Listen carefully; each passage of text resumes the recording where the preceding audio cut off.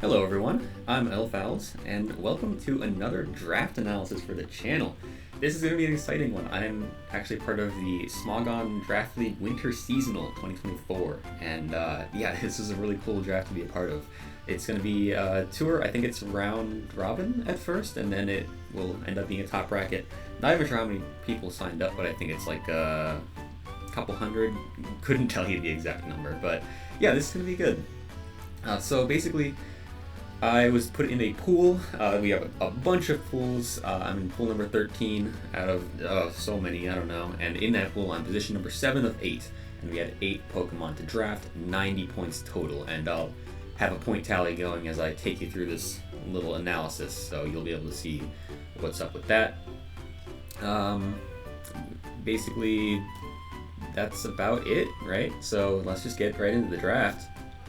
Started off pretty late. No one was interested in picking this up, but I thought this is a great round 1 selection. We have Latios, which I am so excited to use in Draft League. I've been wanting to use this since early Gen 8, whenever it was introduced into that metagame, but it's only gotten better in Gen 9. I think it lost Mystical Fire in the transition, but other than that, it has only been buffed. Draco Meteor is still an amazing move off of that base 130 special attack, and then it also has Luster Purge, which is a move that it's always had, but it got buffed to be, I believe, stronger than Psychic, so it's actually the best stab move on that side. And it also still has that nice chance of lowering the opponent's special defense, so it's such a hard move to switch in on. A 50% chance to drop that Spadef stat, and then we can just hit you with a Draco afterward or something like that. Those two stab moves are just going to be so hard to switch into, and then even if you can switch into it, Latios has coverage. We have Aura Sphere, we still have Thunderbolt, Surf, and importantly, we also have Flip Turn, which is a momentum move. That is crazy for Latios, and is great to start off my draft with a fast, strong attacker that can gain momentum if we want to. On top of that, Latios did lose Roost, but it still has Recover. Not actually sure if Recover is new for it, but regardless, we have Recover for healing. So this is a pretty self-sustaining Pokemon. I'm very excited to use this guy. 17 points is close to the max. I believe 18 points is the maximum points a Pokemon can be, so that's going to be it for Latios here. To support it, this is my Dragon type, so starting maybe a Dragon Fairy Steel Core is nice. We want some bulky pieces to be able to pivot in and out of, especially using that Flip Turn. So right after this, I'm pretty close to a Wheel Pick. I actually think it was 9 people in the draft, not 7, so 2 people between me and the Wheel Pick, but pretty close after Latios. I grabbed a 12-point Heatran, and I thought this was kind of a steal. Like, this is like in the mid tiers, and I know people are a little down on Heatran right now, like, oh, as your steal, it's not going to do quite everything you want it to, but I don't know. I still love Heatran. I think it's going to do a great job here. It's a steel type, so it starts to kind of support Latios there with the complementary typing. We can switch on fairy moves all day, we can switch on ice moves all day, Latios, the main things it struggled with were like dealing with certain steel types and dealing with fairies, so Heatran is going to do a great job with that. Latios also covers Heatran's ground weakness very well. Fighting weakness, Latios can help deal with it a little bit, although we're probably going to want some more fighting resist later on. Heatran is just great. You all know what it does.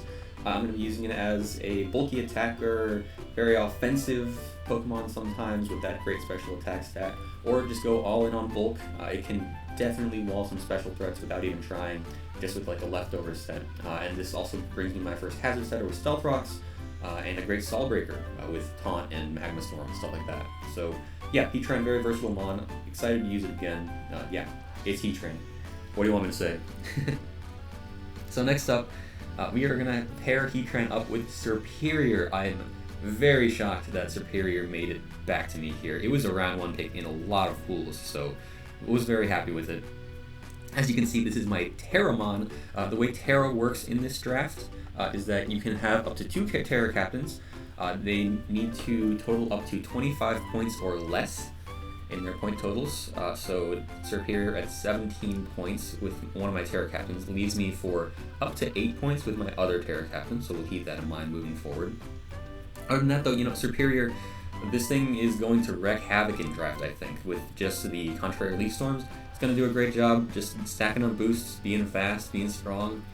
Excited to use it. It feels like a very brain-dead Pokemon. You just click Leaf Storm, and then with Terra, like you just click Leaf Storm plus whatever Terra Blast coverage you want. And you can do Terra Stellar to start raising your stats even more. You can have whatever coverage you want. I think Ground, Fire, things like that are great for it. And then on top of that, you also have Dragon Pulse. And with only 2 moves of coverage, Leaf Storm plus probably Terra Blast, you have a lot of move slots remaining. So Glare is pretty nice to use, Substitute, Leech Seed, Synthesis, Giga Drain for some offensive healing. Serperior can do a lot with its pretty basic sounding sets, so yeah, definitely excited to use it. It does provide a nice speed tier. It's not that much faster than Latios, but it is faster, so we can, push our speed a little further. And it is obviously a great complement to Heatran. With Heatran, you're going to want to pair it with a pretty high tier grass type most of the time to get that nice ground resist. And Serperior does fit the bill. It's bulky enough to switch in on those hits, so yeah, very excited to use it here. Next up, right after Serperior, I kind of wanted to get a Hazard Remover, and I also was looking for a good ground type because Heatran is not a Rock Resist, so we want to get that Rock Resist in early. So I dipped down a little bit more to Donphan, which is going to be a pretty good Pokemon for me, I think. It's basically Great Tusk Jr., you know how it is.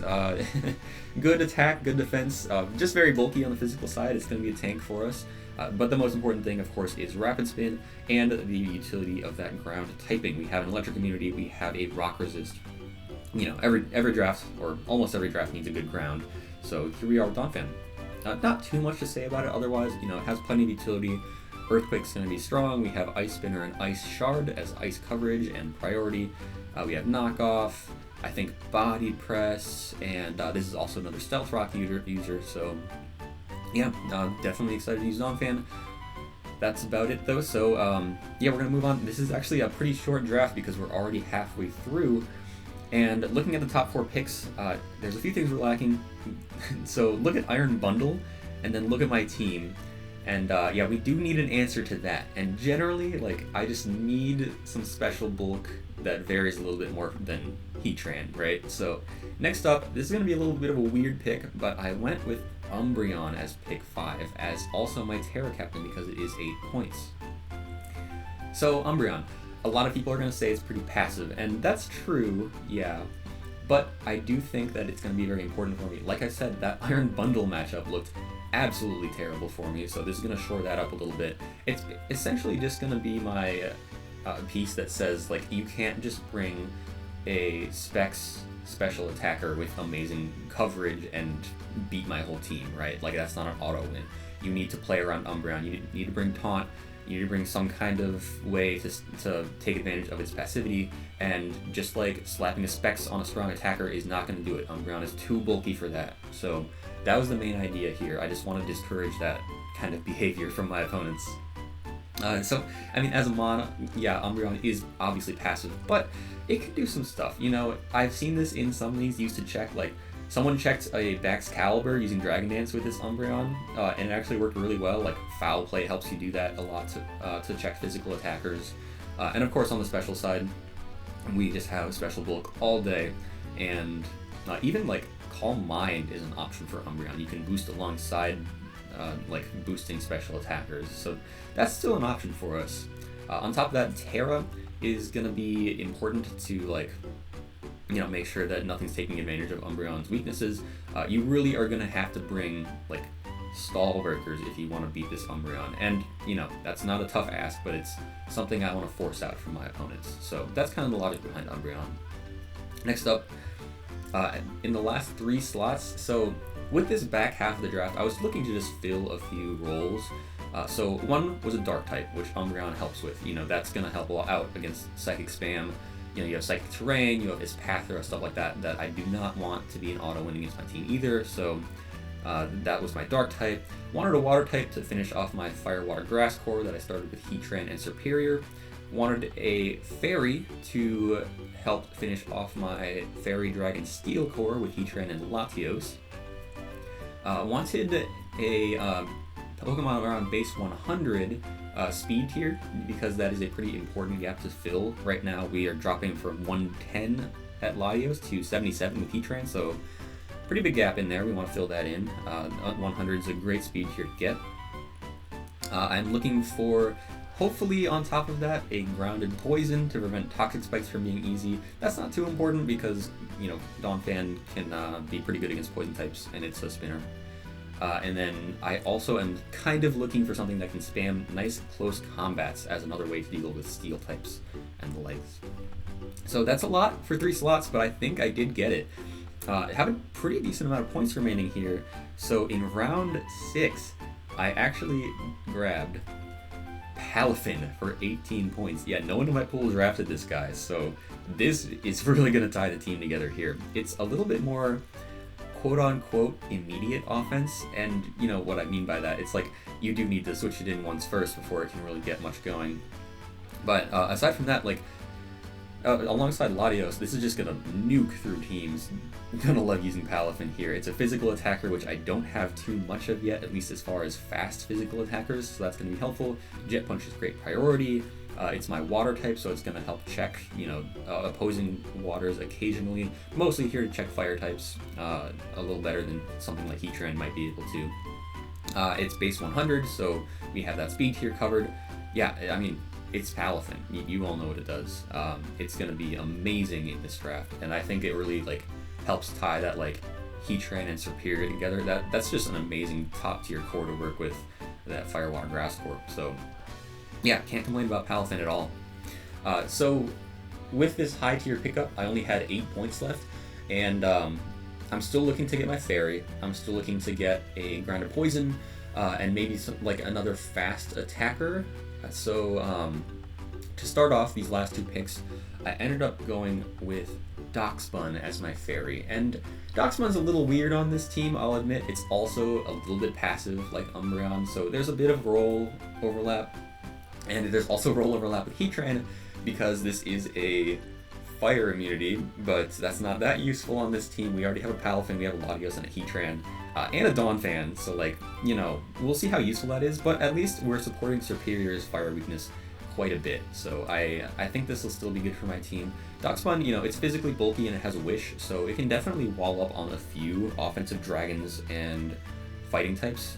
I'm already prepping for my week 1, and I think Darkspun has a lot of potential already, so you know, it'll be alright, I think. A bit of a weak fairy, but it's still a fairy, it'll do its job. Has phasing with Roar, has decent offensive potential with Play Rough, Body Press, and a decent speed stat in 95, so can definitely do some stuff with Darkspun. I'm looking forward to trying to make it work in this draft. And then with the last pick, I actually went with Hisuian Sneasel for 2 points. I actually didn't use all of my points in this draft. I have 3 points remaining, but I honestly felt like this was the best fit for my team. It did fit the rest of the criteria I was looking for. It's a fast physical attacker with close combat. You know, it's got that fighting type spam if I want that for a certain week. It's a grounded poison, so toxic spikes aren't like an auto benefit against me. I can absorb those with Hisuian Sneasel. And it actually is my fastest mod now because it is 115 as opposed to Serperior's 113. Like Serperior before it doesn't really push the speed that much further than with Latios' 110, but it is something. Like we can push a little farther with our speed, hopefully force a little bit more uncomfortable creeping from fast threats. So that's the goal there. And this is more of like a cherry on top pick. You know, if I ever think that a fast like Bandit or Scarf close combat will be helpful for me while absorbing key spikes or something like that, Hisuian Sneasel is right there. This thing can definitely have some nice offensive potential, so I'm looking forward to trying to use it. So yeah, that is gonna be the team. Week 1 is rapidly approaching, so I'm excited to try it out. This is like, it looks like a very powerful draft. I think it looks a little awkward at the end with Darkspun and Sneasel, but I am so excited to use these 8 and try to get a pretty good run for myself going here in the winter seasonal. I don't have my hopes too high. You know, it's a lot of people in this draft, a lot of really good players, but we'll see how far we can get. And yeah, I'm not sure if I'm going to cover every week, but I'm going to try to cover what I can in this tour. So yeah, stay tuned for that. I'm very excited to get into it, and I will see you guys next time.